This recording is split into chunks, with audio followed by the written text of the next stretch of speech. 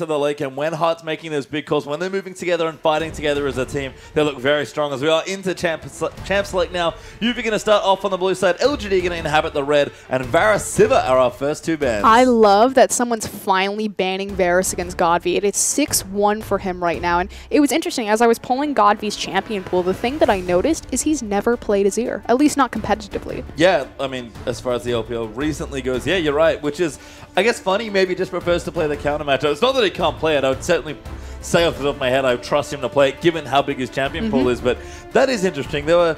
I mean, he plays like everything else, but there was zero Azir. He'd just rather beat Azir, maybe. Who knows? I mean, I guess it would suit LGD reasonably well. That is actually interesting. Who knows? Maybe he's waiting for this playoffs. Could be anything at this point. Unveils it. Yeah, finally.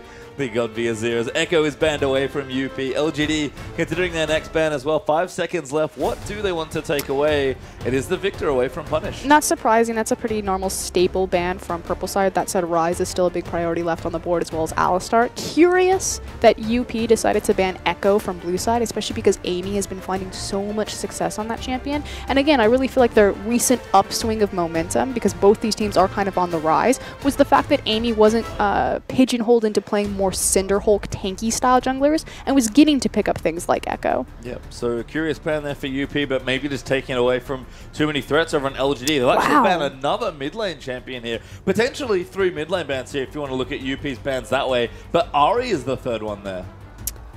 Huh, Ari. Yeah. Obviously, it's directed at Godvi. He's a big Ari player. He's very proficient on that champion, but kind of makes me curious. Maybe they're looking for a very specific mid lane matchup, as Twisted Fate is then banned in response. So that was the thing that I was going to point out. I was like, hey, you know, TF doesn't really have the greatest time into Ari. No, and it is a big punish champion we've seen again in that 2-0 versus EGD that will make a limited potential. Pick up Kalista there for Sketch, who's not quite imp level, but not bad on the champion either. Yeah, and it'll definitely shore up Sketch's positional issues, because really the only problem in their big 5v5s is sometimes Sketch just kind of gets caught out. Yep, standing in the wrong spot sometimes. A habit of a lot of top-level AD carry players. Sometimes you can't help it. Kind of hit the enemy as LGD. Considering their next two, Alistar has got through. I would be shocked if PYL didn't go straight for that pick here. But Ryze open as well. These are actually massive power picks for LGD. We talk about UP's drafting, but all these mid lane bans leave a lot of power picks open. Ryze is the first pick here, and I assume that's going to be Alistar as well. This is exactly what happened to EDG yesterday when LGD faced them. They insta-locked the Ryze Alistar combo, whereas EDG, when they saw the Kalista, they went for the immediate counter Maokai into Nautilus just because you have more targetable CC to throw her, to slow her down. LGD are like, nope, let's just take the power picks. We don't need to counter the Kalista. We just need to get in your face. And we found that again in that same series. The second game that EDG played, they just said, okay, let's go back to standard bans, basically. Played a normal draft and said, oh, we're actually still a pretty good team, able to take the next game there and even up the series 1 apiece. So people may be getting too cute with their bans, honestly. 5-11 is a really volatile patch as far as power picks go. There are so many good champions that you kind of do have to make sure you're banning the right ones, or at least getting the good ones in return. And so far, UP, they're going to get Herco Manning as their next few picks, but LGD's draft is already looking great. Yeah, good answer from UP right there. So I like the fact that, again, going back to PYL and Heart, as that's going to be my big featured matchup, it's 2 high-impact supports, Annie and Alistar, and they're both signature picks for either of these two players. Heart has a 78% win rate on Annie right now. I believe he's 7-2. That's not bad. No, it's really good. Yeah, it is really good there. It's LGD considering their next few picks there. Lots of engage right now for UP, so plenty of good tools. LGD, you can kind of do anything with the Ryze Alistar comp. It's one of Alistar's big benefits. But they are going to pick up Gragas, makes a lot of sense. That Amy, though, still does have the rest of the jungle pool open to him, just can't take away the Gragas. And Imp might be sticking to something nice and aggressive, is in fact going to go back to Graves. He's played a lot more Graves than some of the other LPL AD carries right there, so it is certainly a kill lane. The all-in potential from Alistar Graves is enormous at level 2. And again, saving the last pick for Godvi, no surprises there from Purple side. No, not at all here. But I like that you bring up Imp's Graves, because I almost feel like LGD play up more like Corki in a lane swap than actual Graves. Yeah, and a big thing is sometimes Godvi and Imp will kind of change or trade places on, you know, the burst versus the sustain damage. So it's really curious how those two players have their relationship and their role swapped on their team when Imp does pick up something like Graves, because he is more of an AD caster as opposed to a sustain auto AD like Jinx or Tristana. Yeah. Kalista, which of course we've seen Imp play fairly recently. UP though take away Rek'Sai and Azir, so a very nice draft for them here. But what does Godvi want? It's probably not Dr. Mundo. It's probably Rise if they decide to lock that. That's true, actually, but could be just about anything here. We've seen him play Orianna into this matchup. He loves his Varus, but it is banned away here. Again, Godvy's champion pool very large. Ooh. Even this was something he could do. And again, we talked about kind of the sustained damage. Yeah, Kog'Maw will hit pretty hard if he gets locked in. Well, you want sustained damage? Flashing Karthus there for a second was PYL. But we have seen, again, a trend of poke champions as counter picks, or at least soft counter picks into Azir. There we go. He's going to lock in the Kog'Maw, and that's going to be AP Kog for Godvy. And the idea is still kind of the same with his Varus. Obviously, Kog'Maw and Varus will interact differently in their itemization, but as far as how you're playing them in the lane, it's about outranging Azir's oppressive reach on that mid lane, standing back, spitting on people. Yep. Literally spitting on people to victory. The sit and spit. Yep, that's what Kog'Maw, AP Kog likes to do. Important to note that Akon is on more of a damage threat as well in the Rise, so nice triple threat comp there from LGD, but Godvy didn't really feel pressure to play a hyper carry in mid lane.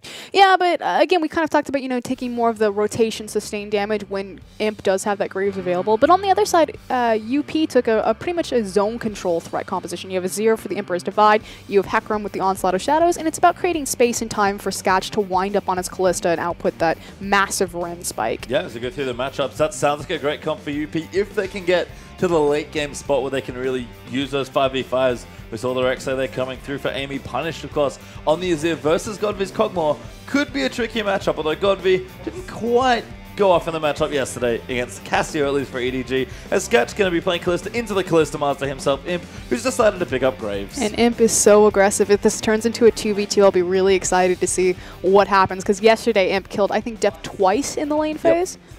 And that's what I was surprised about, honestly, because LGD lane swapped so much that I'd forgotten that Imp was also a good 2v2 laner.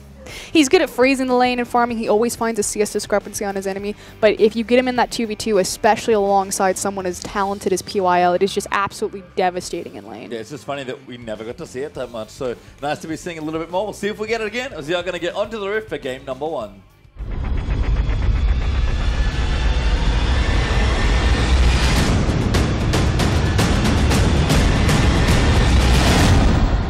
And welcome back, everyone, onto Summoner's Rift here for our first game between Unlimited Potential and LGD. We're about halfway through the 2015 summer split of the LPL.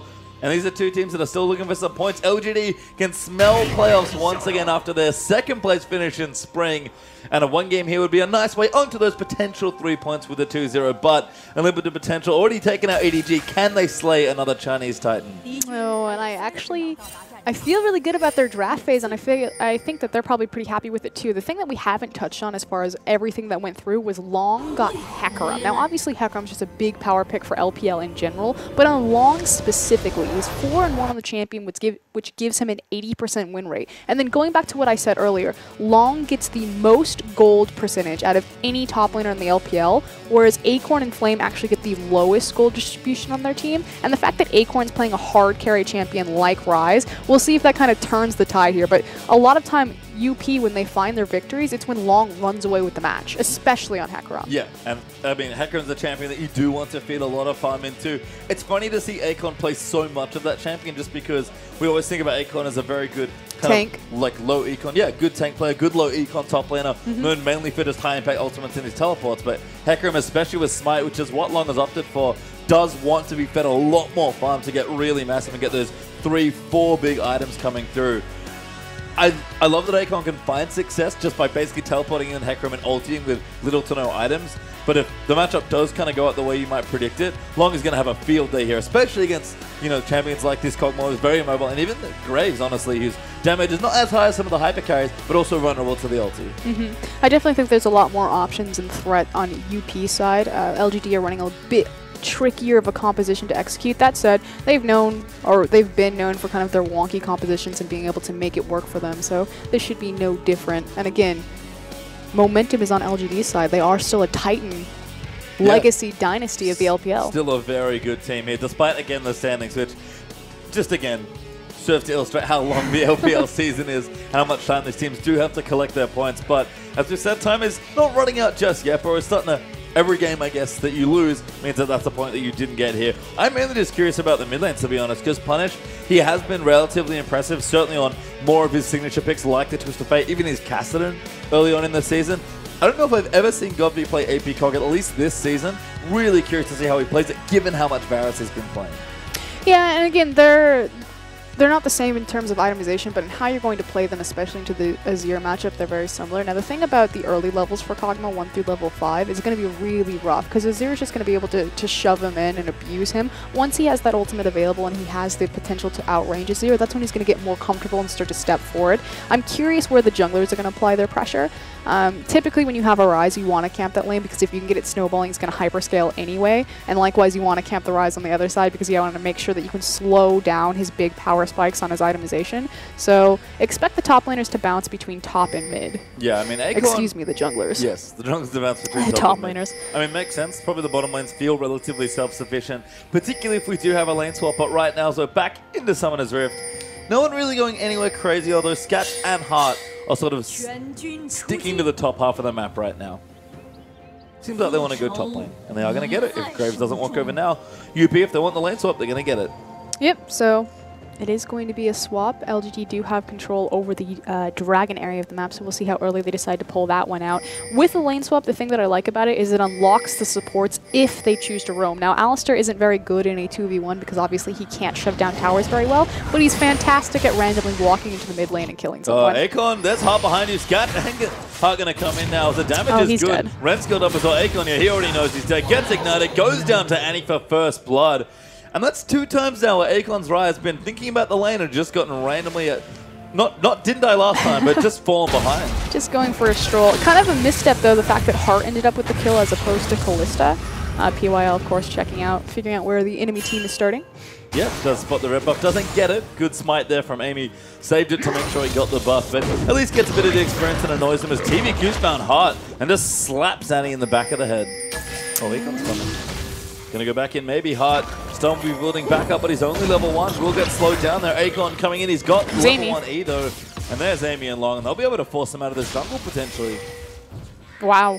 And I mean, obviously with Amy and Long coming over there, they now have complete control of this top side of the map because they have the numbers advantage, although it looks like they're going to fight for the red buff. Yeah, they want to. If they get it, they might be able to 3-buff LGD, so they are going to commit. They've got 2 smites, don't forget now as well.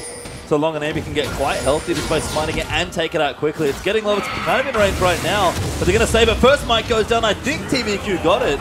No, he did not. Amy got it. That's excellent for you, P. That's fantastic from Heart. So not only did he pick up the first blood, but then he immediately runs over to LGD's red side jungle to slow down TBQ's timer, because Amy on Rek'Sai started his own red buff, so now effectively he has the 3-buff start on TBQ. And really this is only possible because Rek'Sai's jungle clear is so quick that he was able to complete the buff with the double jungle on Long and get over to Heart in time. And we've started seeing, again, the top laners that have smite versus the ones that don't. You get a lot of early advantage as you open up a lot more options when you have smite. Although you do run into problems like this where you're teleporting down to the lane and you can't really do anything now. Yeah, that was pretty much a huge fumble from Long right there, especially, I mean, again, Alistar's not great in a 2v1, but the dive threat potential is still massive. Yeah, I mean, he's still another champion in your lane, and you're a Hecarim that has smite. You're not going to do a whole lot else in that lane at level 2, but Amy is going to take over his jungle now, or take over both sides of that jungle, at least in the top there. So things going well for the aggressive jungle at UP. We don't talk about it that much because so many of their wins have come from late game dominance, but Amy is still a very aggressive player. With this advantage, we'll see what he can do. He's aggressive almost to a fault. I think Amy's biggest problem is that he doesn't quite know that fine line of when to turn it on and when to turn it off. So he's not leveling, you're telling me? No. Actually, maybe he is leveling. Depends which era of leveling we're talking about. The fact that leveling is identified as last split as a tank jungler just slays me. Sad times here as Heart is joining into the bottom side. Level 1 on the Annie. Imp's level 4, my goodness. That is a big lead for this Graves to have, and we talk about it. Heart's level 1. Yeah, that's not good for Annie. I mean, we talk about that threat in this lane. Alistar not a massive one, but Imp at level 4, Heart still level 1 and looking to be so for a little while longer. PYL and Imp doing a great job zoning people off this tower. Heart's doing a good job just holding on to his stun, meaning that PYL can't look for the hard engage, but LGD are rotating down. They have been spotted out by a ward. They have indeed, so probably not going to be baited out by the dive that's coming through, but this should secure the tower for LGD if they do want to continue Imp just sort of building up the wave, making sure it builds up nicely, and then they'll rotate in to take out the turret. This is so risky. Heart has W. Oh, Jimmy's actually here as well. That's a really nice response from UP. All of a sudden, LGD might not be able to take this. Yeah, they are going to go in, but Imp gets stunned up. Pulverized there from PYL. Ignite's going down. PLL tanked quite a few tower shots, and they still can't get the turret. Miscommunication there from LGD. They really should have just thrown their ranged auto attacks at the tower and tried to push that down. I mean, obviously you don't want to dive, not only because Amy's there, but again, Hart has that W, which is going to give him an AoE stun if he positions it correctly, as opposed to a targeted stun on the Q. Yeah, Hart's actually trying to do damage to Imp, but Imp level 5 with that passive, not taking very much damage at all from the coin starting anti there, although Hart did get an early upgrade on the item after the first blood, so able to actually get quite a mat in the gold limit, and LGD still don't have this turret. Yeah, a lot of time and a lot of momentum wasted. Good response from UP to make sure that they move their jungle to support there to support long, and you're really starting to see the CS discrepancy between the two top laners and the experience opening up. The fact that Acorn's been kind of relegated to double jungling on that rise, whereas Hecarim gets to soak up pretty much 2 waves for free into his tower. And can still jungle with the Smite as well. We again talk about the options it gives you. Smite does open up quite a lot in the early game, and the other thing I guess must be Sketch on the top side. Slightly behind on Imp as far as just pure last hit goes, but he has been keeping that wave frozen in the top side. Smiting the cannon creep right there. Hey man, you gotta get the cannon creep anywhere you can. Good double stun there, Imp. Gonna take some damage, but that should be enough pressure for them to take the tower. Long and Hart gonna try and clear it out. Imp though, gonna deny some CS if he can. Hart though taking damage as well. Level 6 might be coming through, not just yet. Imp smells blood though, it feels like. He doesn't see Amy right now, and that's kind of the big issue. Although as Amy now shows himself on the bottom side, immediately you see that Hart and Long are not going to try to risk it any longer, especially with the new minion wave coming into this tower. They quickly back off. And you can see Imp with a level advantage. We've seen this a lot with his Grave, as far as just being in some sort of solo experience situation. Honestly, at this point, just to get more level, so he's more effective in the early game. Yeah, and he constantly does this. He'll get more experience and he'll get more CS, and he's just so good about moving around the map and making sure that no creep waves go to waste. Yeah, Imp does not like to waste those last hits here as punished. Just free gold. In the mid lane, yeah, clearing some things out here. Does hit level 7 on the Azir, is working on the Morellonomicon. He's about most of the way there with those components both completed. And Godby actually has a Chalice in a tier, so not going to be going for that quick Luden's Echo second. Or first even. We are on the 5.11 and Luden's Echo has just recently gone through some nerfs. Yep, so maybe just something where Godby's like, you know what, I want an Athene just to start things off and just really take over the mana region. And he's also facing against Azir, who's going to have some significant burst as far as his magic damage coming out, so the MR will help him out there. It will indeed, especially since Punish is going for that Morellonomicon early, as Amy here in the top side with Sketch and Hart. TVQ joins in as well, so it's a party in the top lane. Imp is level 6, he's got a BF sword as well. UP tried to take that turret back, but again, Sketch was freezing this lane. They're not going to get it at all. And UP are in complete control over this early game as far as the lane swap is concerned, although hold on. PYL might go for an engage. Sketch can't finish that pink ward. Oh, Flash. Flash comes through. Amy's going to rotate around as well. Imp now going to be the target here. They are going to go in. The stun's good from Hart. Flash forward from Amy. Long's teleported up as well. And Hecarim will get that killer's Heart. Chasing in, looking for another stun. Doesn't have it lined up just yet. But again, in complete control of the top half of the map. What a beautiful play from Amy right there to set up the trap to stay in Fog of War and then W in, and just really taking advantage of how aggressive Imp is. Oh, stun TBQ as well. That's going to force a flash out from Gragas. And the red buff went over to unlimited potential as well. They might not have a tower, but the top half of the map belongs to UP. And suddenly what was really close in gold from LGD, just because of Imp's overwhelming CS discrepancy between those two 80 carries, has now swung widely in favor for UP. And the biggest thing that I want to point out was the top lane discrepancy. That said, with all of those teleports going down and Long kind of taking his time to get involved with his team, Acorn has shored a lot of that up. Yeah, he made a very active decision not to follow along with that teleport, just making sure to stay on the bottom side of the map and collect more creeps. As TBQ actually jungling on his, I guess, not his strong side anymore, but what would have been before. He's going to take away that red buff though, make sure he gets a bit more camps for himself, but Acorn still building up. Imp now actually stunned on the top side. Sketch can throw some spears in. Ignited as well, Ren for the kill, and Sketch gets a kill. 2v1 with the help of Hart. Imp just being way too far forward. Caught out again because he used his E aggressively without having vision on Amy, and then again right there in the top lane, just kind of getting away with some free gold. And that's not what we usually see of him. He's the one murdering people. I mean, he is an aggressive AD carry. He likes to try and kill them, but in that situation, should have known, no point going in 1v2. And pretty much all of that work building up that CS discrepancy between the AD carries has now been forfeited because he decided to die twice and lose so much time that he could be spending in the lanes farming. And that was actually Sketch not having any other items. He's still got that one Doran's Blade, so Imp had a massive item advantage there as well. Ah, the power of Rend. Rend is a very good, Rend's a very good spell. You're not wrong there. The thing that I want to point out for LGD's composition, because they do this all the time, the classic double tier comp. Yep. They do love the double tier. I mean, this is sort of the thing about the likes of Rise. When you have a mid laner like Godby who wants to play something maybe like Well, even I'm sure his Orianna builds sometimes have featured a tier in them. Like, when you pick Rise, I feel like sometimes this is just inevitable. The nice thing about it, although kind of a little bit of a drawback just because AP Kog'Maw is really reliant on the Luden's Echo as far as his power spike is concerned, is that with Varus and Kog'Maw, because that's what I'm referring to when I say the double tier comps as Imp blows his ultimate, is they have immediate power spikes in the mid game on top of completion of other items rather than the tier stacking itself. Yeah, so they're not purely reliant on just stacking them up. They, actually stack other items, so they're not completely useless in the mid game. It's almost like LGD know how to play League of Legends.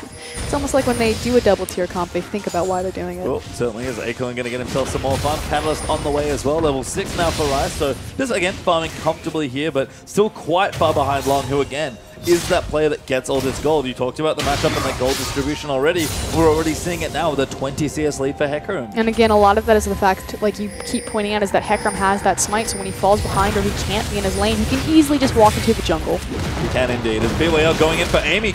Imp there as well. Probably wish he had his ulti.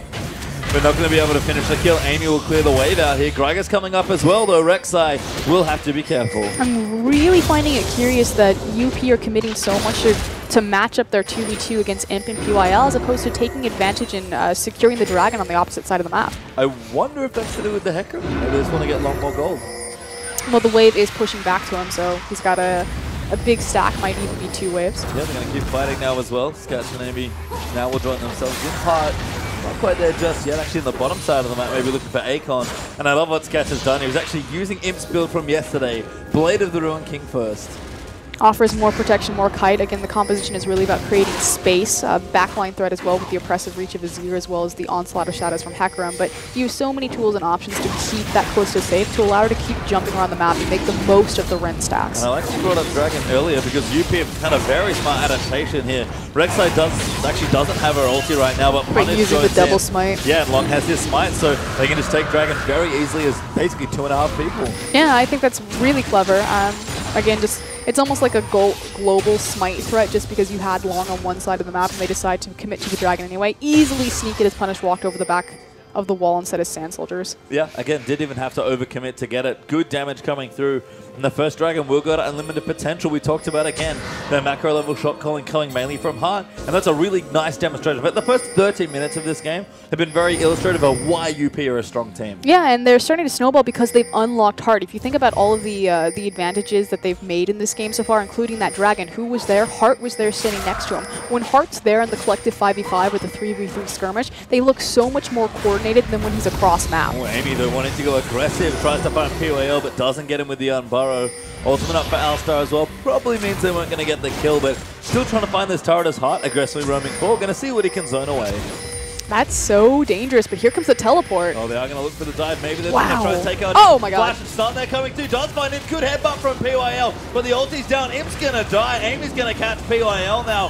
They're going to have to wait the ulti out, though. Godby's coming up the top as well. PYL's ulti will wear off. Definitive pushing into the tower. This is very scary. That was beautiful. Godby there. He is going to be forced to back off. Wow, and Heart again making the call, even when the Fates... Ooh. Oh, PYL, that was a mistake. Goes back in and dies to Sketch. Now Godby could be the next target. Gets hit by the Blade of the Ruined King. Sketch finds the Ren. Amy flash forward. Unburrow coming in as well. TBQ going to join in. Double kill there for Sketch. Amy's still alive. Will go down to TBQ, but Gragas going to pay the price as well. Sketch being the massive beneficiary of that triple kill. This is not where you want to Callista at 14 minutes in the game. And alongside all of that, the mid-tier tower goes down. But again, a beautiful Fates call on the initial dive to save Heart's life. And just going back to Heart as the shot caller and making sure that he's the one calling the momentum for the team, decided to Fates call back out. But as soon as PYL mispositioned, they immediately turned it on. Heart flashed forward, locked him up, and gave his AD carry a triple kill. Yeah, I think PYL just didn't expect Heart to still have his ultimate up, but was able to use it quickly. A nice decisive call gives UP 2 towers, a bunch of kills on their Kalista especially, and almost 4,000 gold ahead. This has been UP for the first 15 minutes. And we talked about their late game. Early game's not looking too bad. Again, unlocking Heart, doing the lane swap, just holding Kalista so she passively farms and allowing him to roam around the map and make things happen. He took a dragon, immediately walks up into the top side of the map, and picks up a triple kill for Kalista. They've finally swapped them away here, moving long into the top half of the map, just because they want to take the last outer turret. They might lose their top turret as a result. The Heart's pressuring onto the blue buff. Akon's trying to pull it out for Godby, but the rest of UP seem to be here. The tower on the top falls there as well. And Godby's forced up his own blue. Sad times. It's pretty big, although he does have the Athenes to kind of compensate for that. So it's not going to be the end of the world, but UP really just understanding how strong they are, doing a great job rotating around the map and challenging LGD for every available resource. What do you think of the decision to put Long back in the top lane there? Because LGD just kind of took that turn and said, oh, thanks.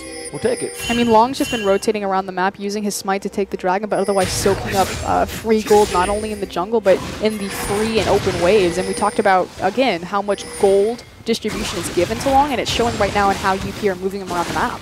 Yeah, I guess so. Here as Long can see, still a CS lead up on Akon, although not quite the lead it was before. Trunk to about 10 CS up there for the Hecarim over Rise, punished in the mid lane. Still just farming away, doing a nice job actually against Godby, who's been struggling a bit early on the Cogmore. That roam in the top side to try and save his team was sort of the start of everything going wrong here in this early game. Yeah, and Cogmore not really known for his roam. He's kind of a little immobile guy. He is. He's cute, though. Like a trebuchet, like a piece of artillery. Kind of likes to sit still and just poke people out. We talked about the sit and spit, not sitting. Godby clearly not aware of the sit and spit. That's what you called it in the job. Yeah, it is. It's funny. I like to call him a little turret. He is a turret, yeah. Little piece of artillery you can move around the map. Although no siege has started yet for LGD. Instead, just some farming here. Akon looking for that Rod of Ages, but it's quite late already, given the early game was a bit tricky for him. And Long, he's got his Cinderhulk, he's got his Home Guard. He's now going to make an impact. Akon's going to have quite a long time to scale. When he gets that Rod of Ages, maybe 18-minute mark, if he goes back and gets it pretty much right now, that 10-minute charge time is going to mean that Akon is looking at about 30 minutes to be relevant in the game. No, you're absolutely right. The average time that you really want your Rod of Ages to come out is around the 15 to 16-minute mark, so he's already delayed on that. Actually going to find Long though. Amy doing in the top side of the map. Going to make this a very unfair fight. Oh, good old nice flash there by Akon, but Amy's going to track him down and Long gets another kill. Tried to flash to compensate for his cooldowns to come back up so he'd get a shield and try to trade 1-for-1. Unfortunately, just not enough time there as the chilling smite came out from Amy. And now PWL going to get caught out of position. Punish rides in. Beautiful ultimate back there into the team. And it's going to put arrows in his body. PWL ult ticking away now, but that'll be a free kill for Sketch. Sketch just bouncing around, but is able to pick that up with the proc on his E. Yeah, and that's the thing. Alistar, you know, cleanses up the first CC. Pretty immune to damage, more or less, with the ultis on, but still not immune to CC, and Pelia had nowhere fun to go. Kalista in the LPL is 100% ban or pick, and this is why.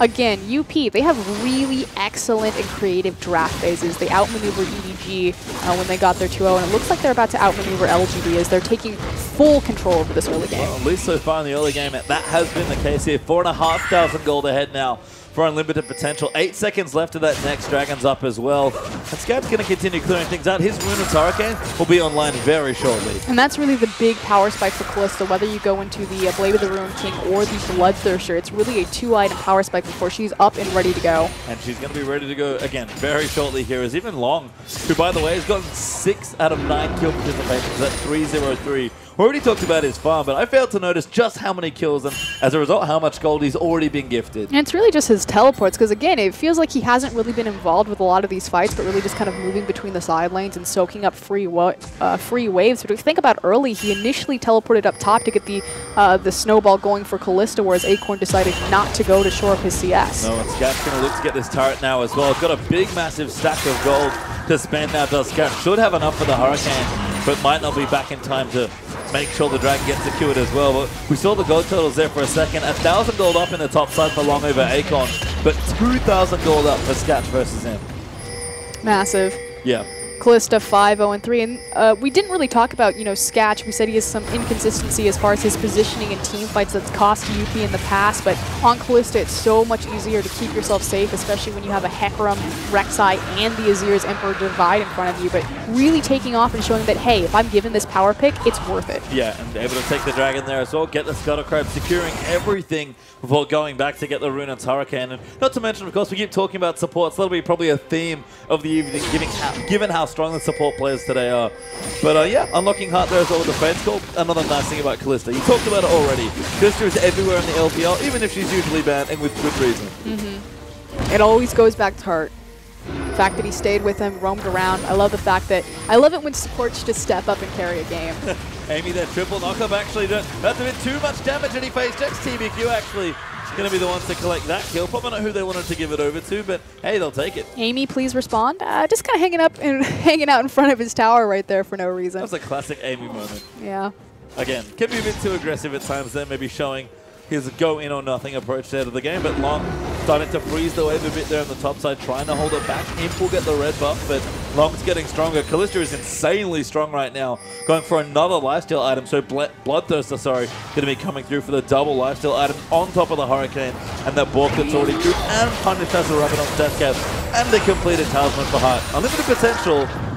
Gold League growing there as well, about 6k up. They are so far ahead right now. They're ready to fight, and again, that's why they're invading the enemy jungle, taking out all the blue buff. Any instance that they can find on the map where LGD will come to check them, that's where they want to be. And right now, they're actually trying to hope they can bait Imp down, standing on a pink ward, maybe hoping someone goes for the grunt, punished instead. In the mid lane, it's going to be pushing things up, but Godby, you can even see he's been struggling in the matchup behind slightly in CS, but that build, that is a lot of cost-efficient items, no big power items just yet. Yeah, he's really going for the mid-game power spec to be relevant, a lot of penetration, picking up that Haunting Guise. We'll have to check in on his tier and see where his stacks are, but... Interesting place for Godby. I mean, I think he probably wanted to lose after Athene's with that tier, but typically just hadn't found the room to do so. Even Akon does have his Rod of Ages, but that'll be scaling. Didn't quite see when he got it. Can't see a stack on it just yet. Might have one or two though. And again, around 30 minutes is where we expect Akon to be. 7.5 minutes is a long time to have to wait here for us, as UP is considering Baron now. Oh, Acorn. Yeah, let's got him out, but potentially Amy looking for it. Smite goes down to slow him down. Acorn will get knocked up. They force a flash from Fate's Call, tags him. Stunning there as well. Scat's going to get the kill.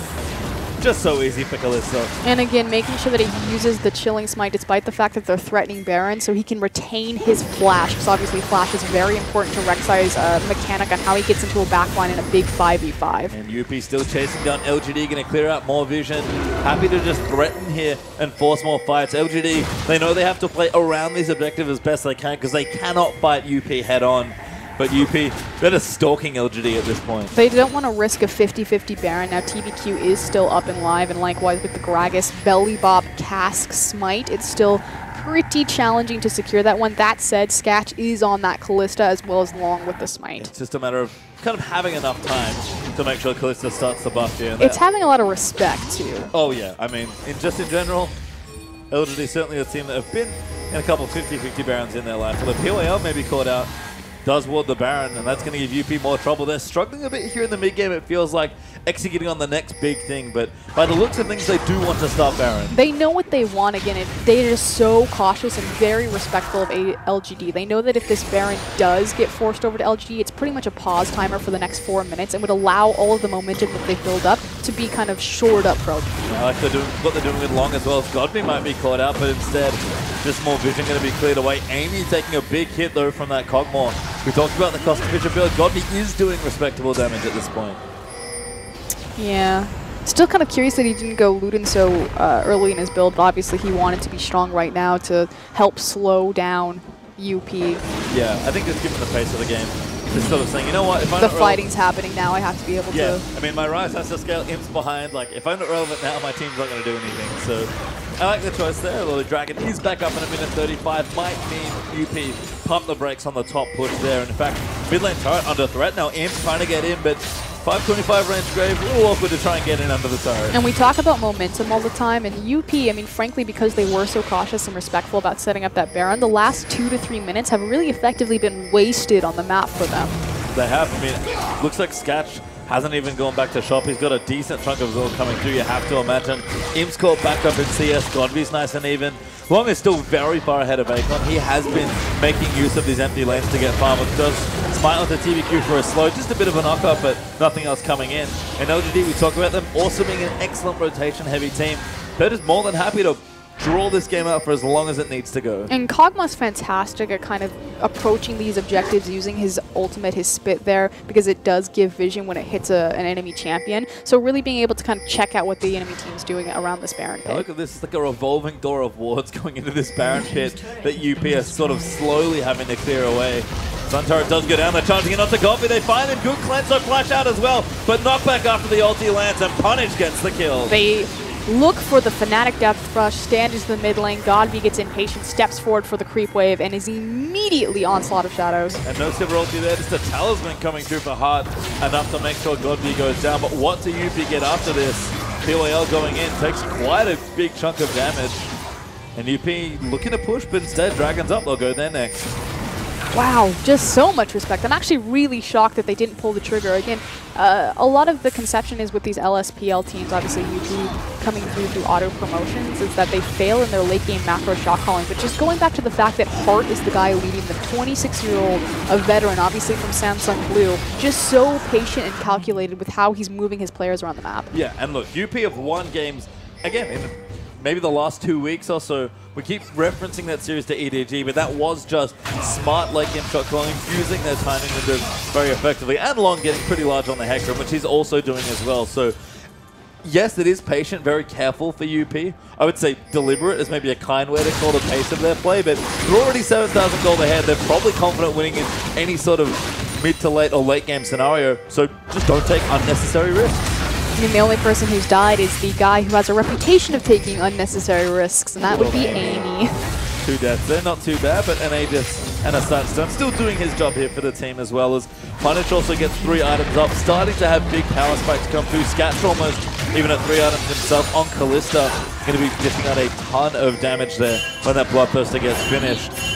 Again, unlimited potential, just keeping the pace of the game to them and their strengths, but LG trying to take advantage. Yeah, they keep fumbling in their mid game here as far as their momentum and the pressure that they've built around the map. So they had to send 2 players, Long and Amy, obviously because you have the Void Rush and the teleport into the side lanes to kind of push back the slow pushes that LGD had built on either side. And with that pressure point created on the map, it gave LGD a free tower. So UP being really cautious, but I almost feel like to a fault at this point, because they're losing a lot of kind of their effectiveness and their efficiency on how they could quickly close out this game. Oh, go ahead. No, I was just going to say, and against a double tier composition, I mean, we have at least 1 tier fully online until that Archangel, so it's just a matter of time before LGD find it. PYL found Heart, but the rest of the team's found PYL. TBQ going in, a massive ulti fight, Scatch and Heart immediately. Great initiation as Long teleports in, but it's far too late for that. They bumbled around in the mid game and immediately get punished by LGD finally taking the time to strike while they're strong. And that was a great ult there from TBQ, set up nicely by PYL with a nice little bait there, and all of a sudden they'll push down, they'll try and take some turrets and sort of bring that gold lead back a little bit closer. Akon flushing in, goes for Punish, finds him, ulti push, shoves him out though, Imp dives in, does get the kill there on the very end of the buckshot.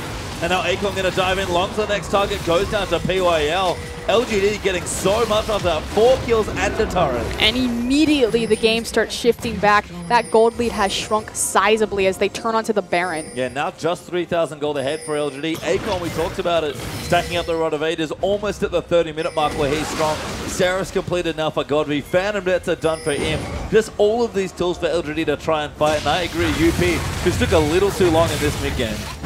They decide not to commit to the Baron. That said, 2 big waves building up onto the side, so we'll see. They should start to respond to that. But meanwhile, Ping's going down for the counter Baron for UP. Akon just used that teleport here, so UP might feel like they had vision of it too. They're in a good position to do Baron, but LGD do know what's going on. They've got a pink court in the area, a nice green ward as well. And Akon, who wanted the wave in the bottom side, actually has to walk all the way back over to mid. And likewise, that's why TBQ is hanging out next to the Baron pit, because he knows that Acorn burned his teleport on the bottom side of the map, so he has to be there if a steal has to be attempted. Yeah, and TBQ, I mean, we talked about it before.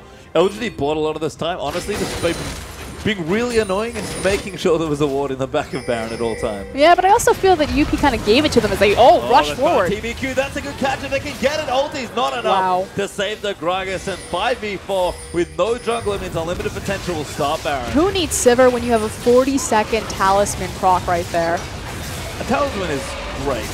If you are going to see LGD maybe set up for a steal. They've got double smites and Kalista here. It's going to be very tricky to take it. Kalista will get it long. Takes a big chunk of damage, but PYL is going to get caught. Doesn't pop his ulti. Will be okay just for now. But UP finally get what they wanted. It is the Baron. And that was the pick that they were looking for, making sure that the jungler wasn't available. And again, because Acorn is on that rise top and doesn't have the smite available, as soon as their smite was offline, they immediately connected. And again, Hart will keep coming back to him. That Talisman has set up two very strong picks here in the mid game for UP. That last one getting them the Baron. And we talked about what Talisman's doing now as far as kind of a mini Sivir ulti, but God, it's so good on a player like Hart. And it's so good in the recent patch change, reducing its cooldown from 60 seconds to 40 seconds, especially on top of Annie having the distortion boots available. That's absurd. That's absurd amount of times that she's going to run up and Tibbers you. And, you know, Annie was changed a little bit to be slightly less oppressive in the lane, like with the range reduction and stuff like that. But the one thing Annie does still do, we've seen this from Hart, we see this from Mako a lot as well. Annie's still a great engaged support. Impacts the map. PYL and Hart on both two high impact supports, Alistar and Annie. The difference is that Hart got unlocked with the lane swap, was able to roam around, and PYL frankly really never left Imp's side. No, I mean, we talk about this a lot. The 2v2 is fine, but Alistar especially is the champion that he usually wants to get roaming, so PYL couldn't do it. He's got a Mikhail's as well, trying to protect some of these more mobile carries for his team, and I don't mind the pickup at all, but it's just not... They don't have the same engage tools right now, especially with his Hecarim now with his 2 tank items getting stronger and stronger for UP. Yeah, has both resistances stacked up and ready to go, the Frozen Heart and the Spirit Visage. So he's building in towards maybe Trinity Force next, maybe just going full tank. We've seen a bit of both here from Hecarim recently in the LPL, but probably most importantly, 32 minutes in this game almost. Dragon is back up in 25 seconds.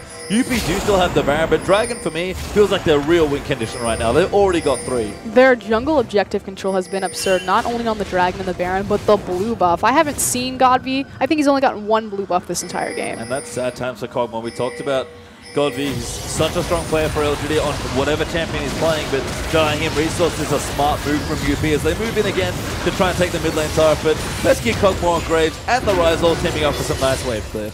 Amy is set up for a flank here. That said, there's no real reason for LGD to approach under the Sun Tower. No. Sun Turret? Yes, Sun Turret. We've seen what happens when, even when Azir dies, that turret can do quite a bit of work. We saw that in the last game, I think, Snake vs. M3. TBQ also looking for the same Amy on the top side. Ulti will be back off cooldown shortly for Rek'Sai.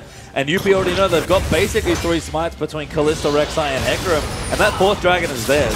And they've also got that entire bottom side jungle lit up like a Christmas tree. Yep, and again, Heart's late game macro shot calling. UP's jungle control all comes just, again, to how they like to play League of Legends and how they're led as a team. We talk about LGD and UP in a very similar manner just because they have very similar support players, despite the fact that the star players, the strengths in their roster in other places might be different. The teams are still led by similar leaders. And really the beauty of UP, especially as Hart, is you think about how Hart kind of really got overshadowed in his career in Korea. Although, hold on. Oh, TBQ flash body slam fades gold. Oh, beautiful. And LGD trying to re-engage Akon. Can't really get in there on the rise. Does have his ultimate, doesn't use it long, instead just dives onto him, challenges him immediately, and now going to keep going, gets bounced around for a while here. Amy round the back, going to try and get in. It gets ulted, but the Mikhails will save him from the Tibbers. TBQ though going to go down. PYL trying to zone them away. Oh. Sketch there with a very good engage, and that's going to be enough to take him out. LGD again win 3-1 in that team fight. And again, the fact that PYL got on top of Sketch was able to push him into the rest of his team, that Imp was so good at his positioning. Oh. Imp going in, doesn't have his ulti though, but flashes to try and take out Punish. Does have the red buff. Punish actually forced to use his heal just for a bit more move speed, and Imp, he can't quite catch him, but LGD getting a couple more breaks in this team fight. Unlimited Potential made a fatal error committing Long and Emmy into the back line without protecting Sketch. It's all about this Kalista and creating space for her. And yeah, they effectively traded Gragas on the back line for 2 of the big front lines, Hecarim and Rek'Sai. And he saw as soon as that happened, Sketch died. Could be protected even just from the support player of LGD. LGD winning that team fight from a gold discrepancy. Obviously, it's been compensated for a little bit with all the free kill gold and the shutdowns, more importantly, but Good. Good for them. Yeah, great for LGD. Again, still a strong team fighting team. Still a strong team just in general. UP certainly seem to have floundered a bit here in the mid game, but still looking really at those big objectives. Baron will be back up in a couple minutes. Dragon should follow shortly after. And UP, they know what they're looking for. Those big objectives to really hammer home the game. And I'm glad what you were kind of talking about before all of that exploded is the fact, you know, Hart is leading this team. He was kind of overshadowed in Korea. He was actually thought of to be kind of the deficit in Def's lane, that, oh, you know, Def can't win lane because Hart is his support. Coming over into China, this is his team. When it was known as Vici. Potential, yeah. Exactly. Leading them, it was all about Hart. Built around him. He's the main shot caller, the captain of it. But across from LGD, their roster just doesn't have enough stars. Like, you're facing Flame, Acorn, probably two of the best top laners in the world. Amp, a world champion himself in the AD carry position. PYL, veteran of the Chinese scene, often called the Chinese Mata. So it's only how far can you take them before you start running into that big 5v5, where it really just comes down to who has the higher outplay potential. Well, we have seen UP win strong late game team fights, but LGD are starting to scale further and further into this game. Godby has a death cap on top of his other items, so he is doing massive amounts of poke and burst damage on that Cogmore. Imp has got 3 items and an Infinity Edge. Phantom Dancer and the Blade of the Ruin King, sorry, rounds out that build here. So even looking at the top side, Akon's stacked up at Rod of Ages, got a Seraph, and now building, I think, a Guardian Angel for himself. Very cost efficient there, coming through for Rise. I mean, Long is getting struck. He's got another Spectre Scales. They're going in again. TBQ caught. Ulti keeps him safe, though. Amy can't get the knock up, and that one is denied. Uh-oh. BYL going to come in. Hot. Forced to be Fates called away. Teleport cancelled, though. So much used. Yeah, too much used there, and UP this time do not get a kill. Fate's Call, Teleport, Talisman, obviously it has a very short cooldown, but really trying to force these picks around the map, and I feel like this is what needed to happen for mid-game for UP. They kind of fumbled around, didn't take the Baron when they really had an opportunity, respected LGD too much. Now that they're trying to force plays, it's where LGD are catching them in mistakes and kind of outscaling them. Yeah, just being very patient. LGD, again, confidence in their team comp, confidence in their players. Able to just keep things relatively even for now. Sketch goes back. He's got a Spectre Skull and a Fade as his next few items. That is very different. As Long might have found TBQ there in the river, but TBQ is going to force him away and take out his pink ward. The big win condition left on the board for UP is going to be that 5th dragon. It will be spawning in 125, so LGD have to fight for it. That said, I wanted to point out, like you said, the cost efficiency of Acorn's build right now, the fact that both his 2 big stacking items are online, the Rod of Ages as well as the Archangel Staff, but then also going for the GA. Very cost efficient stats for him, as well as going to synergize really well with the Rise passive that'll get off of his ultimate as well as his shield. This is such an Acorn thing to do. Just be like, I'm behind on Rise of all champions. Low econ build for Rise. How do I low econ Rise? This is it, apparently, here for Acorn, who is almost going to have that GA online. TBQ's gotten tank in now as well, with that random one's also completed. Items are here for LGD. QSS, maybe most importantly for Imp. But UP still with a decent gold lead, only 3k up, is a lot slimmer than it used to be here. And that Baron is alive as well. That's the other thing both teams have to worry about. Sure, 5th Dragon's going to be up in 35 seconds for unlimited potential, but Baron is also available for both teams. LGD a bit out of position here. They're going to be forced to flank. Yeah, Hart going to come in again. He can go in at any moment now, even as a righteous score, just to make sure he can really go in whenever he needs to go. But now Rise going to bop his way in. Long getting tankier as well. Now as a Phage himself, so maybe building in towards that Trinity Force, but UP, they just can't find it in here to LGD, although they've caught PYL, but it's an Alistar. Big missed opportunity as far as itemization for LGD is giving Rise either a Righteous Glory or a Talisman to make sure that he can get into those team fights and start locking people up. The big thing about Rise and where his weakness is in his kit is he doesn't have any gap closers to really get on top of you. Yeah, maybe your ulti, maybe a flash if it's up, as LGD force them off the Dragon and get it. Amy now caught in the middle of the team. He's going to take a little too much damage. Will go down. Long in the backline trying to dive on, but Godby's firing away on the Cogmore as well. They'll lock everybody up here as LGD happy with this fight. Punish though dives back in, but he's too many members of LGD surrounding him. And Sketch and Hart left alive, but that's about it. And LGD, TBQ dive, and that was it. UP's tank line keep trying to dive onto LGD.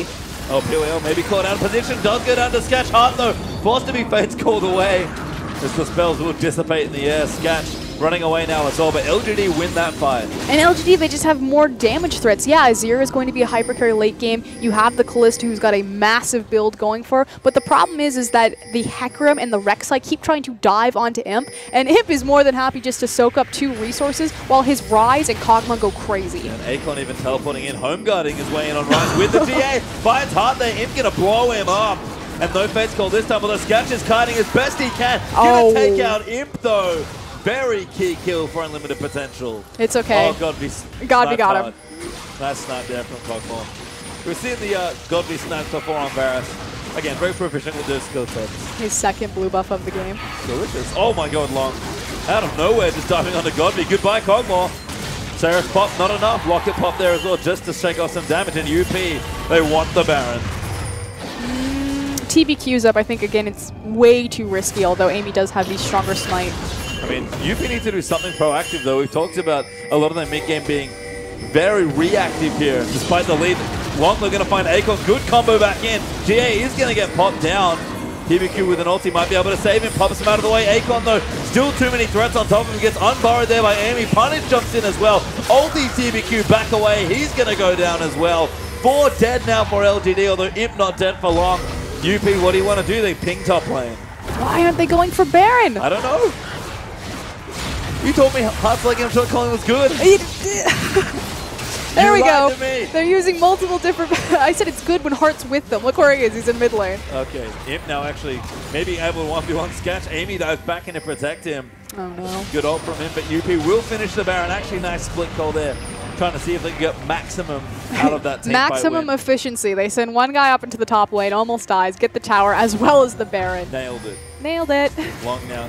Looking for Imp. Ulti almost on cooldown. Goes in for the tower dive. Imp, though, not really doing insignificant damage. Amy looking for the dive, but he's got out of position. Knocks up PYL and is forced to flash away. Right to score a pop for Heart for a little bit of wonky, not so much disengage. But LGD, they lose a lot there in that last few, and UP still find themselves ahead.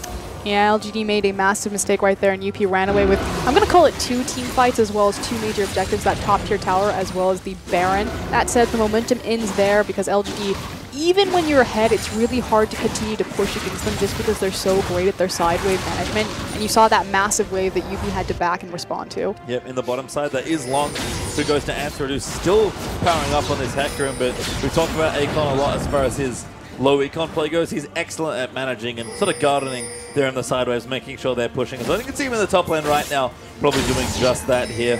UP have gotten quite strong. They're still ahead about 5,000 gold, but 42.5 minutes in. The gold lead's starting to mean less and less as everyone has most of their builds completed now. Godby has one thing on his mind, the blue buff. Who's not going to get it?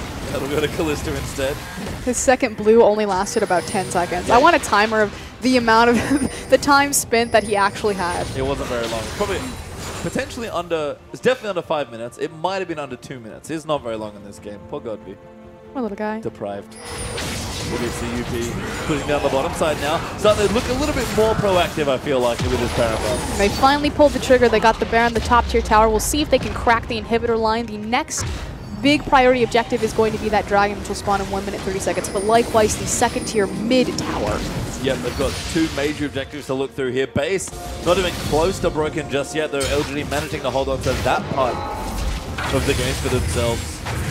And as we look down, oh, Saskatchewan Black Cleaver. My goodness. Black Cleaver Banshee's there to finish his Kalista build. Your thoughts, Proskurian?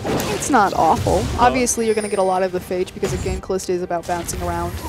She itemizes off of attack speed, so you're going to be stacking the Black Cleaver very quickly. Likewise, you're going to be then empowering some of the mixed damage that Hecarim and Rek'Sai are going to do to the back line. But I feel like the bigger issue is the fact that they're not peeling for Sketch, they're trying to dive. If they would just, again, create space for this Kalista and allow her to do her thing, team fights could end up very different. Well, much easier when you force LGD to come to you there as well. So that Baron, sorry, not Baron, Dragon feels like a Baron at this point with the 5th Dragon. 50 seconds left till that one's up. Long, who has been diving a lot, like you mentioned, does now have that Trinity Force, so maybe a bit more obligated to do so and really lock down Imp or Godby, or possibly both, depending on the positioning.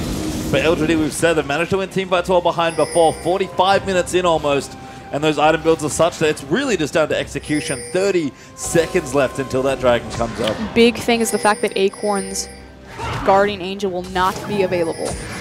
Yeah, and you can see he does almost have the Void Staff completed, but he's a little bit poor in this game. He's really been the big loser as far as total gold goes. And Amy's in the top line split pushing, although does come back down now. That tunnel is really far away, so had to go early. Yeah, but he wanted to make sure that he was going to be on the side of his team, get behind them, as opposed to end up in a pincher behind LGD so they could just turn and kill him. So, I mean, far away, but conservative. Yeah, Long also in the top side, pushing in waves into that top half of the map. Does have his teleport back up. No, not just yet. We'll have it soon, but he can come down pretty quickly. Hard going to dive in. They find Akon. They got it. Dragon does go. Oh my god, it does go over to UP. Amy steals it away. Pelio getting low there. Amy getting shredded down as Scatch.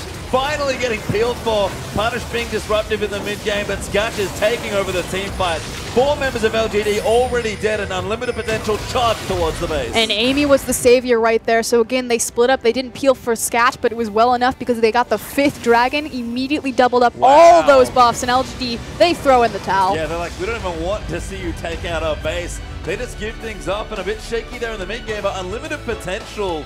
Really strong performance in game number 1. Eventually just kind of getting tired of it, pulling the trigger. And the thing that I like to point out is Scatch, you know, really stepping up. It's really been Long and Punish having their great game. Scatch, you know, mostly kind of a Sivir player, being there for the utility, gets the Callista and says, hey, we know you need